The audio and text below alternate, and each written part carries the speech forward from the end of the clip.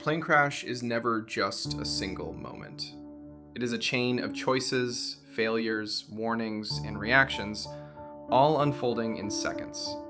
In this video, we look at real aviation disasters caught on camera, not for shock value, but to understand what happened and what can be learned from it.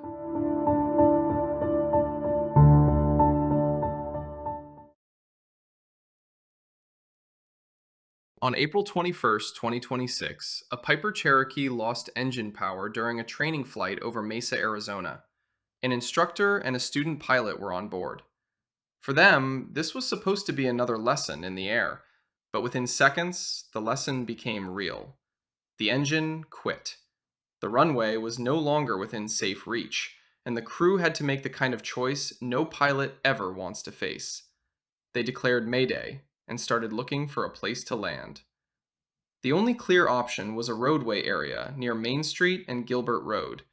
It was not a good landing site. There was traffic nearby, buildings, signs, roadside obstacles, and very little room for error. But in a low-altitude engine failure, pilots do not get perfect choices. They get the best bad option available. The Cherokee came down in that tight urban space, stayed mostly intact after touchdown, and both people on board walked away without injury. That outcome says a lot about how calmly the crew handled the emergency.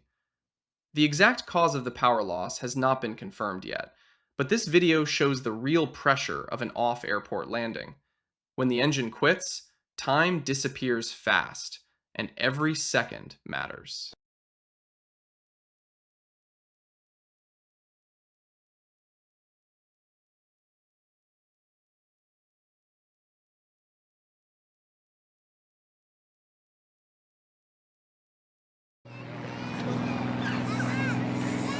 On September 21st, 2014, Italian aerobatic champion Francesco Fornabaio was performing at the Fly Venice Airshow on Lido di Venezia.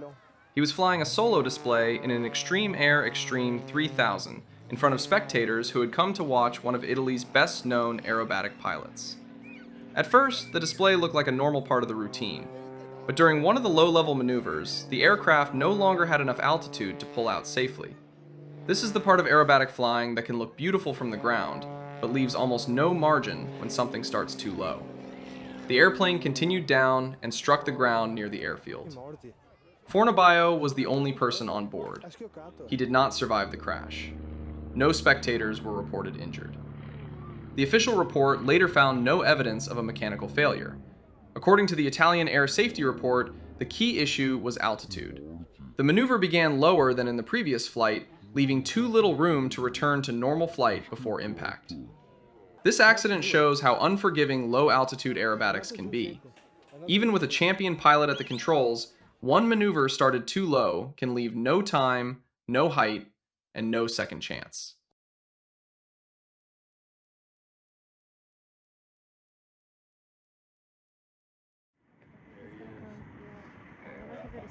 Is he going for it? Yeah, he's going for it. On March 20th, 2026, a Beechcraft Bonanza made an emergency landing at Paulding Northwest Atlanta Airport in Dallas, Georgia. The aircraft had a landing gear problem, and the pilot could not bring it in with the gear safely extended. That changes the whole landing. Now the goal is not just to reach the runway. The pilot has to keep the airplane slow, straight, and stable, knowing the belly of the aircraft is going to take the touchdown. Emergency crews were already waiting beside the runway as the Bonanza came in. The aircraft touched down on its belly, slid along the pavement, and came to a stop without catching fire. Both people on board were uninjured. What makes this landing stand out is how controlled it stayed from start to finish. This was not a loss of control. It was a gear failure emergency, where the pilot kept the airplane aligned, kept it on the runway, and turned a dangerous situation into a survivable landing. Or the gears.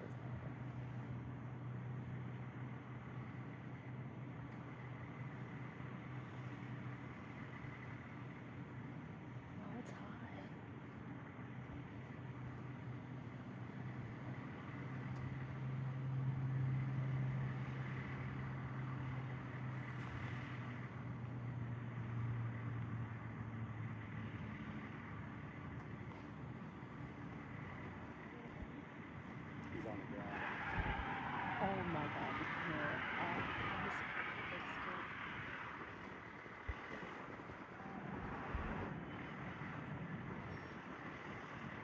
on the ground. All the trucks are deploying to him now. Oh, he walked out. Oh, 2 people on board. 2 people on board, both walked out. Nice. Yeah. A minute, it'll be fresh. He's touching down a minute. On December 29th, 2014, Virgin Atlantic Flight 43 took off from London Gatwick, heading for Las Vegas. For everyone on board, it should have been a routine flight across the Atlantic. But soon after takeoff, hydraulic warnings appeared in the cockpit. The crew turned back to Gatwick. At first, the problem was serious, but still manageable. Then the landing gear issue became clear. The right wing landing gear would not fully come down. Now the Boeing 747 had to land with one main gear set unsafe. The crew did not force the landing. They ran the checks, flew a go-around, prepared the cabin, and gave emergency crews time to get ready. When the aircraft came back to runway 26 left, the risk was obvious. The jet touched down, leaned hard to the right, and for a few seconds, the crew had to keep a huge aircraft straight, stable, and on the runway. They managed it. The Boeing 747 slowed down and came safely to a stop. All 465 people on board survived. Later, investigators found the cause. A hydraulic part in the right-wing landing gear system had been installed incorrectly. This is why the incident stands out. The failure was serious, but the crew stayed patient, followed the process, and turned a major gear problem into a controlled emergency landing.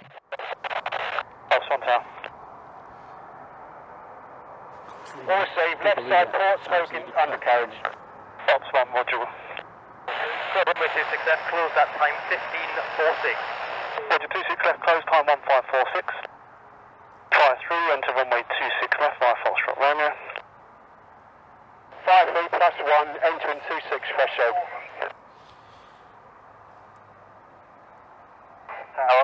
Virgin 43, okay, can you see any smoke fire on the right side? Virgin 43 Echo, at the moment you're right into sun. I can't see anything from here, but if you contact the fire service 121.6, they're on team.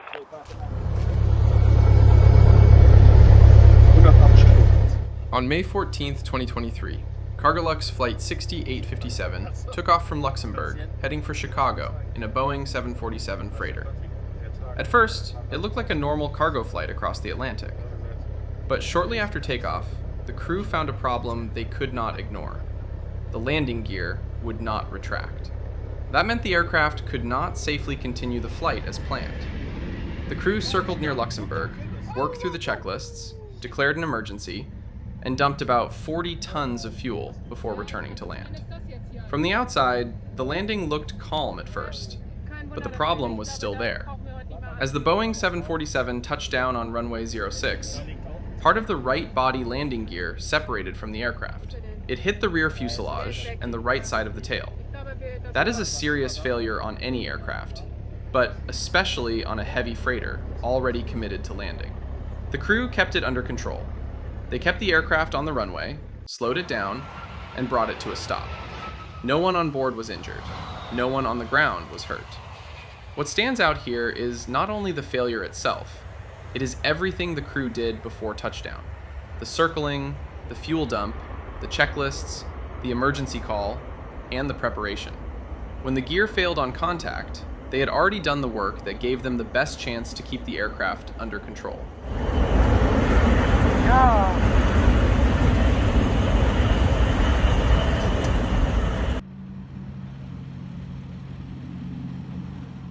On July 19th, 2023, a Cessna 210 Centurion made an emergency landing at Pitt Meadows Airport in British Columbia, Canada.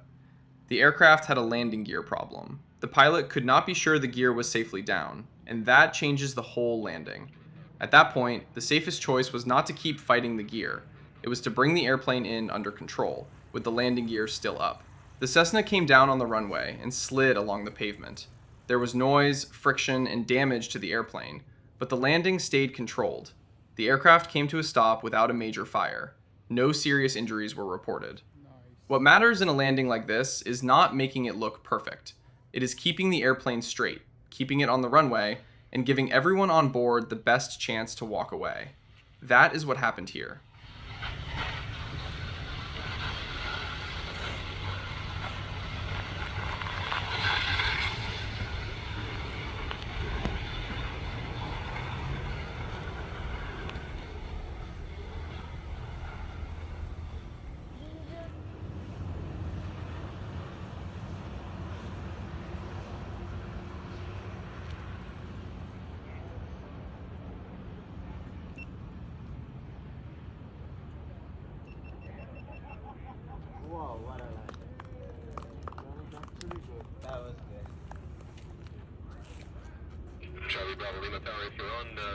Nicely done. The red vehicles are just behind you there, Del.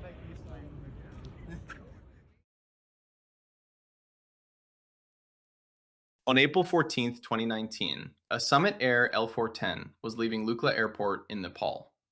There were no passengers on board. Only 3 crew members were inside the aircraft. This was meant to be a short flight to another airport in Nepal. But as the aircraft started its roll, something went wrong almost right away. The airplane turned to the right, left the runway, and went into a parking area beside the strip. It struck a parked helicopter, and another helicopter close by was also damaged. The crash was severe. The first officer and 2 people on the ground were killed. The captain and the cabin crew member survived. The official report later found that power was not even on both sides of the aircraft. One power lever had moved back during the roll, reducing power on the right side. At Lukla, there was almost no time to fix that kind of problem. This accident shows how fast a departure can turn fatal when an aircraft starts pulling to one side. On a short mountain runway, even a small loss of control can become deadly in only a few moments.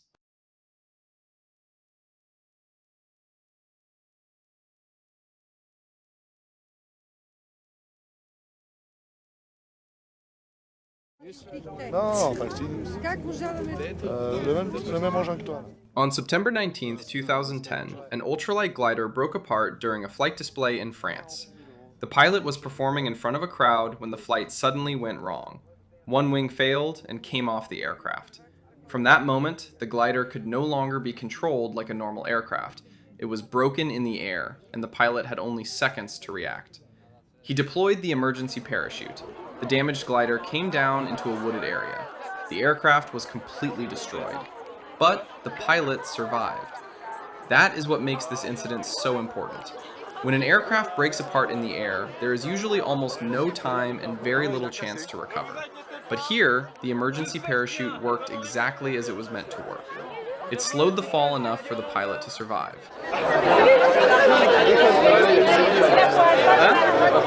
Ouais, bah oui, c'est sûr. C'est exprès en fait. Bah, je sais pas, mais là, il n'y a plus grand chose. Ah bah, de toute façon, les secours sont pas loin, t'inquiète.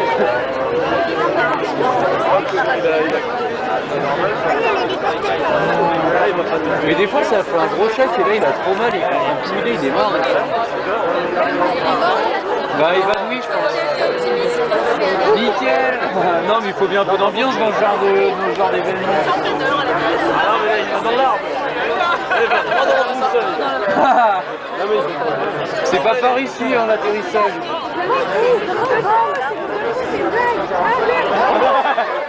Non, c'est pas une blague. Oh non. Oh, c'est pas ce délire. Nous avons la situation bien en mort. Ça fait exprès. C'est fait exprès. Ah bah la Lynx, il va y aller maintenant. On va le chercher.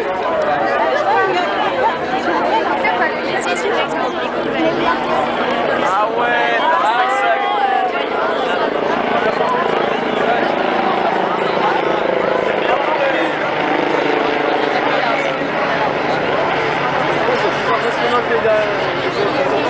Ça c'est pas fait exprès, hein. Là parce que les années précédentes, c'est juste ça qui me prenait, ils en sont avec, ils se refusaient. Mais là des fois ils vont les sauver lui du coup. Ouais,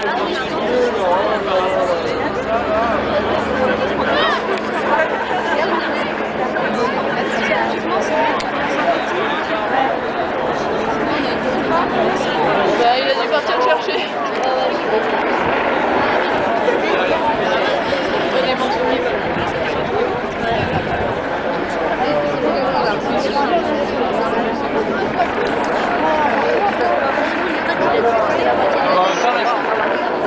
Là, il faut que ça s'attache au câble sur les...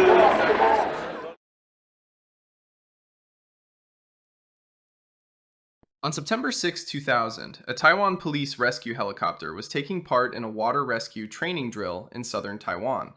This was not a real rescue. It was a practice mission over a river, with the helicopter hovering low while a rescue worker was being lowered toward the water. At first, the helicopter stayed in position. Then, it dropped toward the river and briefly touched the water.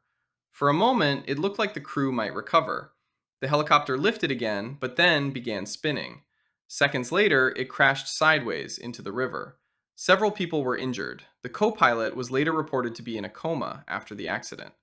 This video is often shared online as a rescue mission gone wrong, but the important detail is that it happened during training, and it shows how dangerous low-hover rescue work can be. When something goes wrong close to the water, there is almost no height, almost no time, and very little room to recover.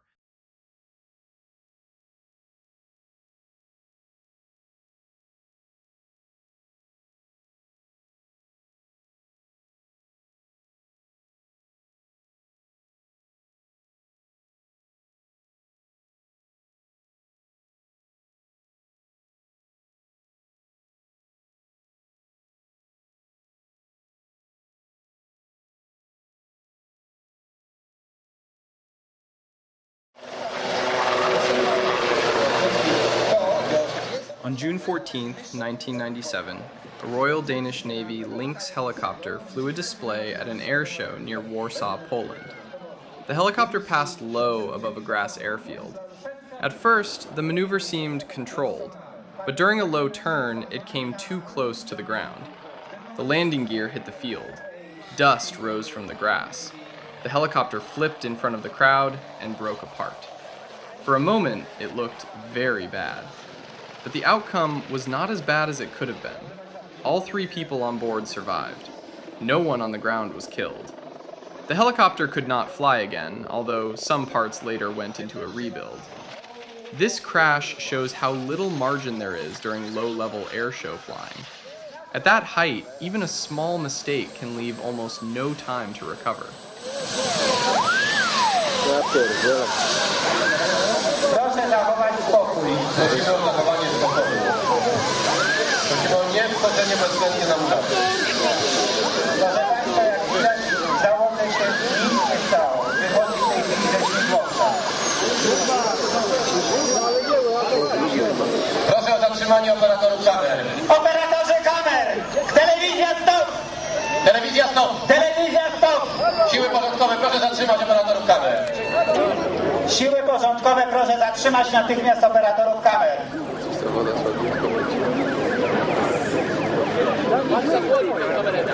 Zasłonię pan tą kamerę. Zamknij pan tą kamerę.